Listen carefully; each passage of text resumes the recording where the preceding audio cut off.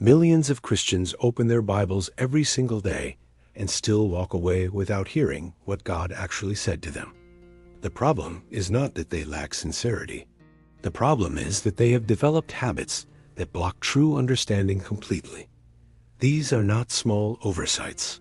These are foundational errors that shape everything a believer thinks they know about God's Word. The first mistake is reading the Bible without ever asking the Holy Spirit to open your eyes before you begin. Most Christians treat Bible reading like a daily task to complete rather than a sacred encounter with the living God. But Scripture is not an ordinary book. It is a living, breathing document that requires spiritual illumination to be truly understood. 1 Corinthians chapter 2 verse 14 says the natural man does not receive the things of the Spirit of God Almighty. Without the Holy Spirit as your teacher, you will read the words but miss the revelation hidden beneath them every time. The second mistake is pulling single verses out of their context and building entire beliefs on an isolated sentence alone. This is one of the most dangerous habits in the church today. It turns the Word of God into human ammunition. Verses were never meant to stand alone. They were written as part of larger letters, narratives, poems, and prophetic messages. When you isolate a verse, you make it say what you want instead of letting it say what God intended. 2 Timothy chapter 2 verse 15 says, "Study to show yourself approved, rightly dividing the word of truth with great care." Rightly dividing means carefully handling the text with respect for its original meaning, audience, and historical context, always. The third mistake is reading only the parts of the Bible that make you feel comfortable and ignoring the rest.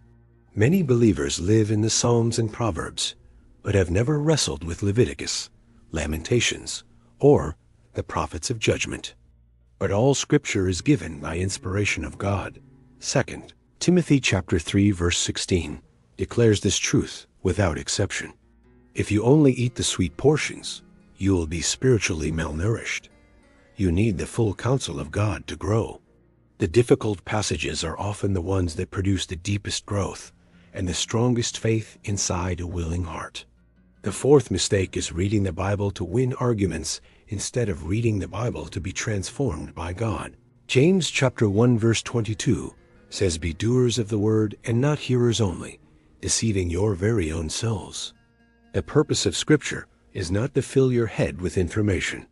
It is to transform your heart into Christ's image. Romans chapter 12 verse 2 says, "Be transformed by the renewing of your mind." Transformation is the goal of all study. The fifth mistake is studying the Bible in complete isolation and never submitting your understanding to mature, godly counsel.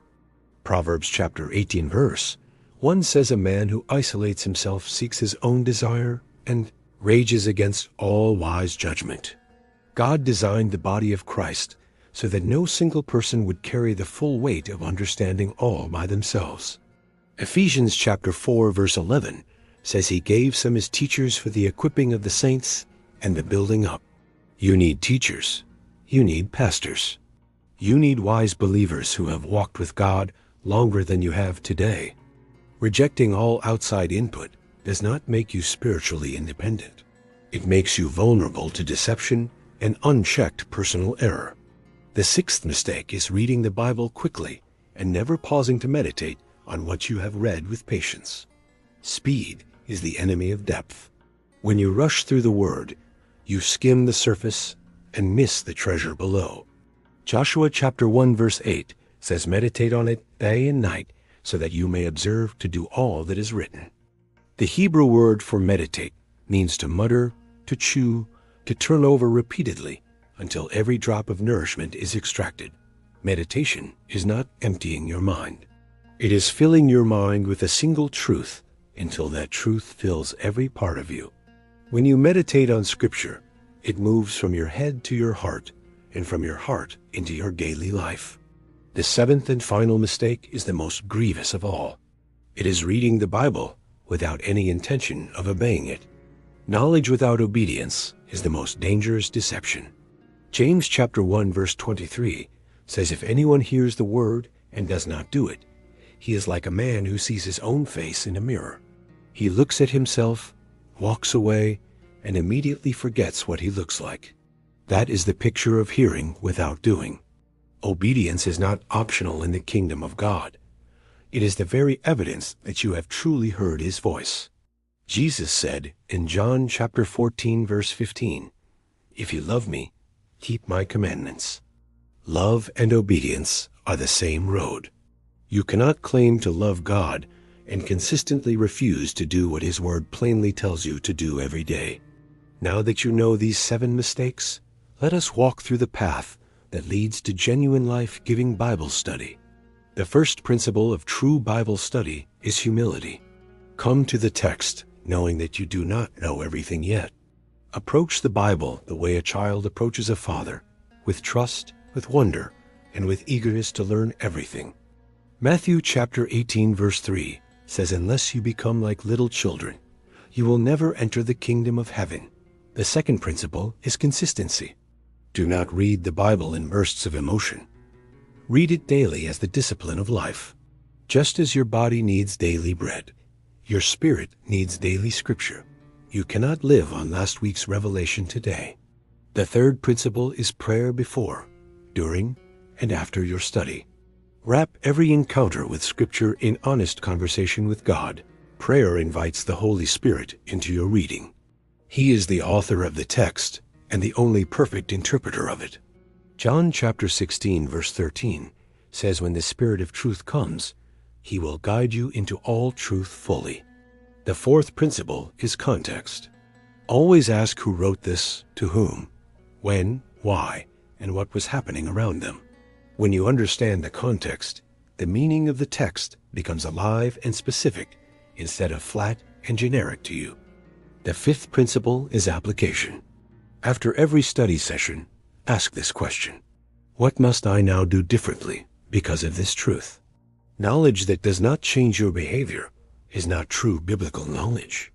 It is intellectual entertainment wearing a spiritual disguise. The sixth principle is community. Study with other believers. Share what you are learning. Listen to what God is showing them. Iron sharpens iron. Proverbs chapter 27:17 says, "So one person sharpens another through honest, faithful fellowship and truth." The seventh principle is reverence. Never forget that the book in your hands carries the very breath of God himself. 2 Timothy chapter 3, verse 16 says, "All scripture is God-breathed and profitable for teaching, reproof, correction, and training." When you hold the Bible, you are holding words that created galaxies, parted seas, raised the dead, and will judge nations. Handle it with fear. Handle it with trembling. Handle it with the reverence that the eternal Word of God demands. Isaiah chapter 66, verse 2 says, "This is the one I esteem, he who is humble and trembles at my word." God does not look for the most educated reader. He looks for the most humble and obedient heart in every generation. If you have been making any of these 7 mistakes, today is the day of correction, not condemnation from God. The Holy Spirit does not shame you for past failures. He convicts you with love so that you can walk in truth. Start today. Open your Bible with prayer, humility, context, patience, obedience, community, and holy reverence before the living God. When you study the Bible this way, it will cease to be a book, and it will become the living voice of God. His voice will guide your decisions. His truth will guard your mind. His word will become the foundation for everything. Go now and open the Word of God with new eyes, a surrendered heart, and the Holy Spirit as your only teacher.